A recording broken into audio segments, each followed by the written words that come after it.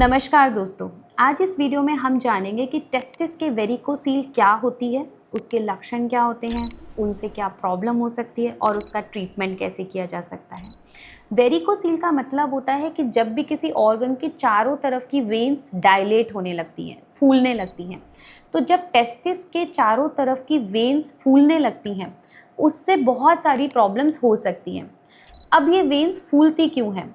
इनका सबसे important reason होता है कि जब वेन्स के वॉल्स ख़राब होने लगते हैं तो ज़्यादा लंबे समय तक खड़े रहने से या बैठने के कारण उन वेन्स में सूजन आने लगती हैं और इन वेन्स में सूजन आने के कारण टेस्टिस का टेम्परेचर बढ़ने लगता है और इस बढ़े हुए टेम्परेचर के कारण वहाँ ऑक्सीडेटिव स्ट्रेस ज़्यादा होने लगता है और जो शुक्राणु बनाने वाली कोशिकाएं हैं उनको ऑक्सीजन कम जाने लगती है। इससे शुक्राणु कम बनने लगते हैं, शुक्राणुओं की गुणवत्ता में कमी आने लगती है। अब इसके सिम्टम्स क्या होते हैं? जनरली वेरिकोसील में बहुत बार पेशेंट्स को पता भी नहीं होता कि उनको वेरिकोसील है या कभी कभी पेशेंट्स को बहुत भारीपन लगने लगता है। अब वेरिकोसील को डायग्नोज कैसे किया जाता है? इसके दो तरीके होते हैं। पहला क्लिनिकल एग्जामिनेशन, जिसमें जब भी टेस्टिस को फील किया जाता है तो एक बैग ऑफ वॉर्म जैसी फीलिंग आने लगती है। दूसरा होता है सोनोग्राफी विद डॉपलर, जिसमें समझ आ जाता है कि टेस्टिस के चारों तरफ की वेन्स सूजी हुई हैं। वेरिकोसील की ग्रेडिंग होती है, जैसे grade 1, grade 2, grade 3 and 4। Grade 1 and 2 mild है, कम हानिकारक वेरिकोसील है। 3 एंड 4 ज़्यादा हानिकारक है। अब इसके सिम्टम्स क्या होते हैं?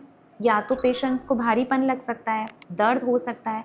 कभी कभी वेरिकोसील के कारण पेशेंट्स को इनफर्टिलिटी होती है, बिकॉज वेरिकोसील शुक्राणुओं के नंबर में कमी करती है, उनकी गुणवत्ता में कमी करती है। गुणवत्ता जैसे शुक्राणु नॉर्मल दिखने वाले कम प्रोड्यूस होते हैं, उनके आगे चलने की गति कम होने लगती है और इन सब कारणों की वजह से आपके सीमेन में प्रॉब्लम आती है और आप पिता बनने के सुख से वंचित रह सकते हैं। अब अगला सवाल कि इसका ट्रीटमेंट क्या है?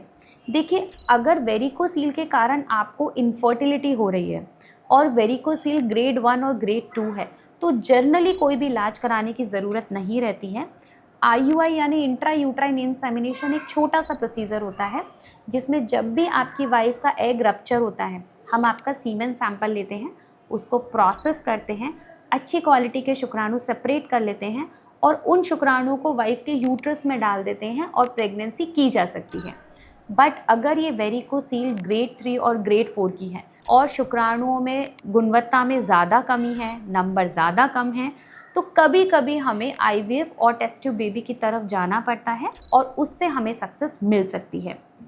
बहुत बार ऐसा भी बोला जाता है कि अगर आप वेरिकोसील का ट्रीटमेंट कराएंगे तो भी शुक्राणुओं का नंबर और गुणवत्ता बढ़ सकती है, पर ऐसा 100% ज़रूरी नहीं है। अगर आपको भी वेरिकोसील है टेस्टिस का तो आप भी अपने फर्टिलिटी डॉक्टर से ज़रूर मिलें और ये पता करें कि आगे आप पिता कैसे बन सकते हैं। अगर फिर भी आपको कोई डाउट हो तो आप हमें मैसेज में पूछ सकते हैं और I will be very happy to answer it. Thank you.